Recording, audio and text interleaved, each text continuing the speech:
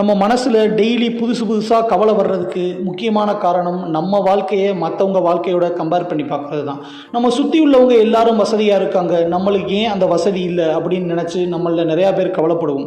அப்படி கவலைப்படுறதை விட்டுட்டு அவங்க அப்படி வசதியாக இருக்க என்னென்ன கஷ்டப்பட்டாங்க, என்னென்ன முயற்சி செஞ்சாங்க, வாழ்க்கையில் எவ்வளோ தோல்விகளை சந்திச்சிருக்காங்க அப்படிங்கிறத அனலைஸ் பண்ணி காரணத்தை கண்டுபிடிச்சு அதே போல் நம்மளும் முயற்சி செய்தோம் அப்படின்னா அவங்கள மாதிரி வசதியாக வர நிறையா சான்சஸ் இருக்குது. உதாரணமாக பறவைகளை எடுத்துக்க, எந்த ஒரு பறவையும் மற்ற பறவை போல வாழணும் அப்படின்னு நினைக்கிறது கிடையாது. தன்னோட இயல்புக்கு தகுந்தாப்புல சுதந்திரமாக இந்த வானில் பறந்து தெரிஞ்சு மகிழ்ச்சியாக வாழ்றதுக்கு முக்கியமான காரணம் அது எந்த ஒரு பறவையும் பார்த்து பொறாமப்படுறதில்லை, எரிச்சப்படுறதில்லை. அதே போல் மனிதனாகப்பட்ட நம்மளும் மற்றவங்களை பார்த்து பொறாமப்படாமல் அவங்க வசதியாக வாழ்றதுக்கு என்ன காரணம் அப்படிங்கிறத கண்டுபிடிச்சு அந்த முயற்சியை நம்மளும் செய்தோம் அப்படின்னா மகிழ்ச்சியாக வாழ முடியும். சிம்பிளாக சொல்கிறேன், கவலைப்பட்டு நம்மளுக்கு என்ன ஆக போகுது கொஞ்சம் யோசிச்சு பாருங்கள். கவலைப்படுறதுனால நம்மளுக்கு மன உளைச்சலும் உடல் சார்ந்த பிரச்சனைகளும் தான் வரும். நீங்கள் மேக்ஸிமம் கவலைப்படுறதுக்கு 10 முக்கியமான காரணங்களை இங்கே சொல்கிறேன். இதை தவிர்த்து நிறையா காரணங்கள் இருக்குது, பட் முக்கியமான காரணங்கிறது இந்த 10. நம்பர் 1, தேவைக்கு அதிகமாக ஆசைப்படுறது. நம்மள்கிட்ட என்ன இருக்கோ அதனை கொண்டு மகிழ்ச்சியாக வாழாமல் தேவைக்கு அதிகமாக ஆசைப்படுறது. 2, மற்றவங்க வளர்ச்சியை பார்த்து பொறாமப்படுறது. அப்படி பொறாமப்படுறதை விட்டுட்டு அவங்கள போல் நம்மளும் மகிழ்ச்சியாக வாழ என்னென்ன செய்யணும் அப்படிங்கிறத நம்ம கண்டுபிடிச்சு அதை நோக்கி நம்ம பயணித்தோம் அப்படின்னா நம்மளும் அவங்களோட போல வளர்ச்சியாக வாழ முடியும். 3, இருப்பதை கொண்டு திருப்தி அடையாத மனசு. சில பேருக்கு எவ்வளோ கொடுத்தாலும் திருப்தி ஆகாத மனசுங்கிறது இருக்கும். அப்படி இருக்கிறவங்க எப்பயுமே கவலையோடு மட்டும்தான் இருக்க முடியும், வாழ்க்கையில் உயர்ந்த நிலைக்கு போகவே முடியாது. 4, தேவையில்லாமல் கடன் வாங்கி ஆடம்பரமாக செலவு செய்கிறது. மற்றவங்களை போல வாழணும்னு நினச்சி அவங்கள மாதிரியே கடன்களை வாங்கி வாழணும்னு நினைக்கிறது. இது உங்கள் கவலையை ரொம்ப ரொம்ப அதிகப்படுத்தும். அதனால் இந்த தவறை செய்யவே செய்யாதீங்க. 5, அவங்களுக்கு அவசியமே இல்லாட்டாலும் மற்றவங்க நம்மளை பார்க்கணும், பாராட்டணும், நம்மளை பந்தாவாக நினைக்கணுங்கிறதுக்காண்டி காஸ்ட்லியான மொபைல் வாங்குறது, அடிக்கடி காரை மாற்றுறது, வீடு வாங்கணும்னு நினைக்கிறது. இந்த மாதிரி எண்ணங்களை என்னையோட விட்டுருங்க. நம்மள்ட்ட என்ன இருக்கோ அதுக்கு உண்டான இந்த பட்ஜெட்டுக்குள்ளே நம்மள்ட்ட இருக்கிற தேவைகளுக்கான பொருளை வாங்கி நம்ம பயன்படுத்தணும்.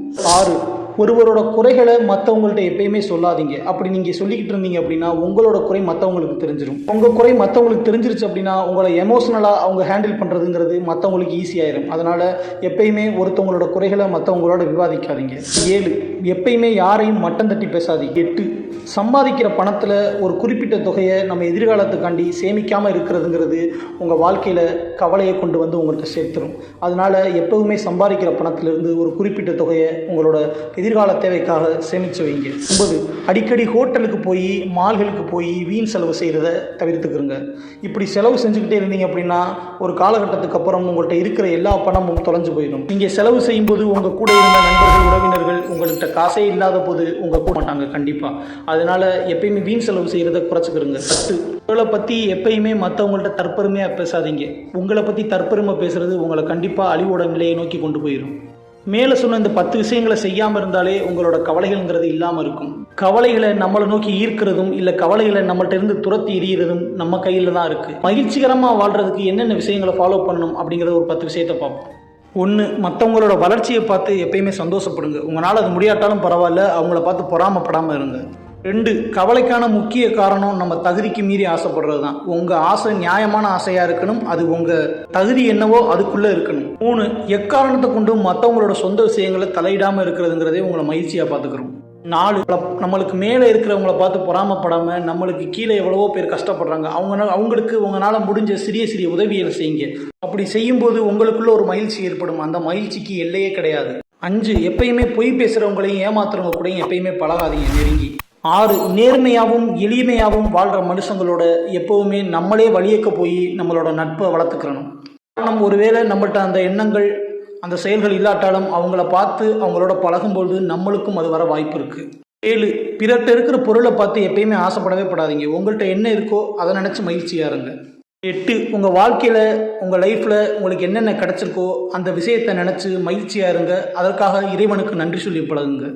9, என்ன நடந்தாலும் நம்மளோட நன்மைக்கு தான் நடக்குது அப்படின்னு நினச்சிக்கிட்டு கஷ்டமாகவே இருந்தாலும் அதிலிருந்து ஒரு பாடத்தை கற்றுக்கிட்டு உங்களோட பணிகளை தொடர்ந்து செய்துகிட்டே இருங்க.